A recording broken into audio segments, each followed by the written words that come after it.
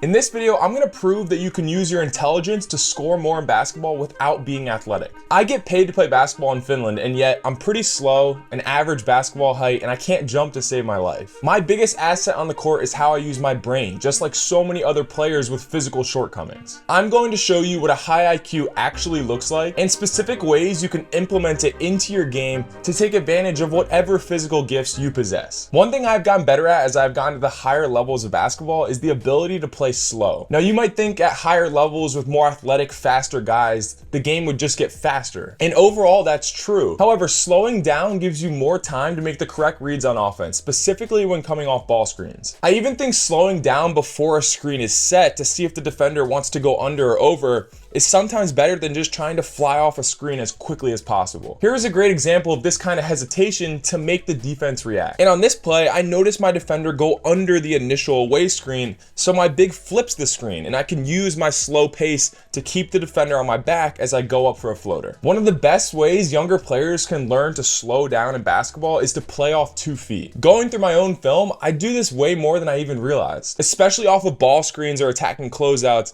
I like to score a pass off of 2 feet. Yes, I'm more under control, but I also give myself options if the window of opportunity for scoring closes. And as you can see, sometimes when I play off 1 foot, I get caught against more athletic defenders. However, there is certainly a time and place for jumping off of 1 foot. And some of the best players have figured out how to slow down their 1 foot finishes as well. Brandon Pajemski for the Warriors is one of the best at this. Now, I want to be clear, Pajemski is certainly quicker and more athletic than I am, but relative to the league that he is playing in, I think we're in a similar position. He's so good at using change of speeds on his drives to glide around defenders. I love this one move he does on his drives where he fakes the shot on his first step and then takes a second step to score as the defender flies at the fake. I actually used this similar move in a game this year, and it worked. I got the big to go flying. But these slow, long steps have gotten really popular because they give the offensive player more time to make a play. So for less athletic players, I would recommend stopping on 2 more often, but also incorporating these slow foot finishes into your game. The floater is one of the most important skills for all guards to have, and I think even more so for less athletic players. If you can't get all the way to the rim using your explosiveness, then a floater is a great option. I really didn't add it into my game until later on in my college career, but now it's a go-to for me in that painted area. Slowing down as you get into the paint will really open up these floater opportunities. It gives you time to read that help defense and know if you can get all the way to the rim for a layup or you need to stop somewhere further away from the basket. Even you taller players, developing touch in that painted area is gonna help you score more often. And finally, high IQ players are constantly using fakes to their advantage. You obviously need to be skilled first if you wanna play at the higher levels. And as I always say, the foundation of your skill set should be your shot. So if you can make shots, then a realistic shot fake will open up so much for you offensively. If you can really shoot it consistently, sometimes just a glance at the basket can get you an advantage. Another way you can take advantage of the defense as a high IQ player is to start to read plays before they happen. This is what some of the smartest players in the world are constantly doing. So let's look at a few ways you can read a situation before the defense even has time to react. The first is really simple, but it's something I actually learned at a basketball camp a long time ago, and I always remembered. It's this idea that whenever you get a rebound, you first look up the court before you even dribble to see if there's a player ahead you can get the ball to. Here, I snag a rebound and realize my teammate Booth is streaking up the court, so a well-timed baseball pass gets him a layup. And later on in that same game, knowing that this team went for offensive rebounds aggressively,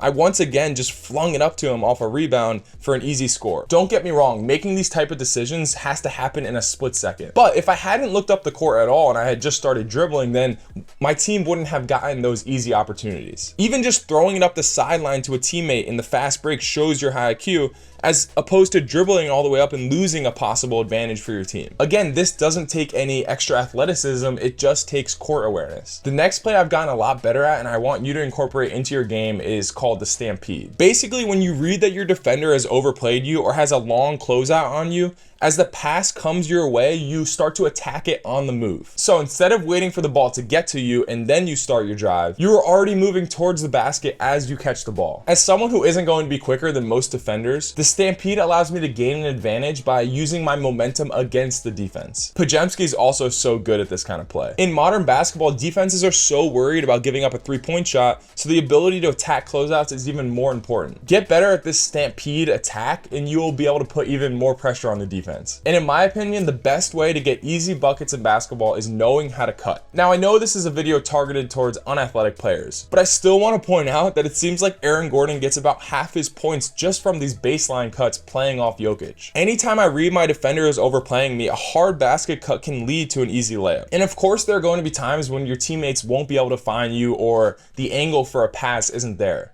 But don't get discouraged. The higher levels you get to, the better passers you're going to play with. Timely cuts are essential for you to have in your game. Part of being a high IQ player is having awareness of the other players on the court. First of all, if you can make your teammates better, then obviously you bring even more value as a player. Knowing where your teammates are the most effective, what they excel at, and what they struggle with are really important factors of winning that high level players understand. For instance, knowing where your big man likes to catch the ball or giving space to a teammate who can be his man off the dribble. Young players tend to be so worried about their own game and having the ball in their hands that they forget that one of the most important aspects of basketball is being able to play off your teammates. When I watch high school and lower levels of basketball, the thing that jumps out to me the most is how terrible the spacing is. If you can play off your teammates, knowing when and where to move as they drive it, you will get more open shots for yourself. Get to know your teammates' games better on the court and you'll create more opportunities for everyone. Also, over the course of a game, if you can start to pick up on tendencies of your opponents, you give yourself yet another advantage. Especially at the lower levels, there are going to be a lot of undisciplined basketball players. Kids who don't box out, don't close out well, turn their head on defense. If you can quickly realize which players to pick on during a game, you might be able to get in there and get a few more offensive rebounds or cuts for layups, just easy baskets. And when you're on defense, try and notice the players who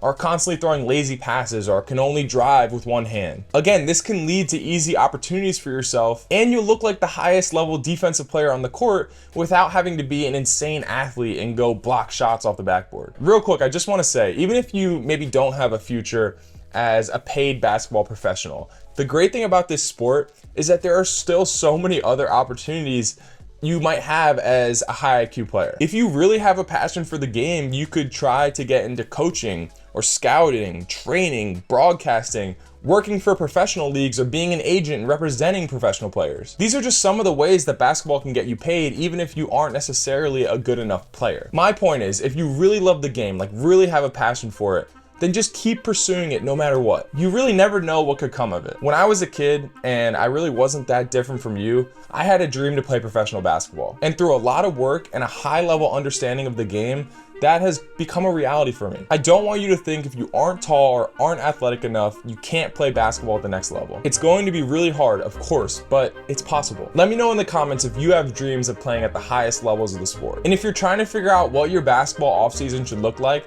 check out this video on 7 offseason basketball strategies every player needs to know. The weather is slowly but surely getting better here in Finland, and I hope it is for you too. I appreciate all of you, and I'll see you soon.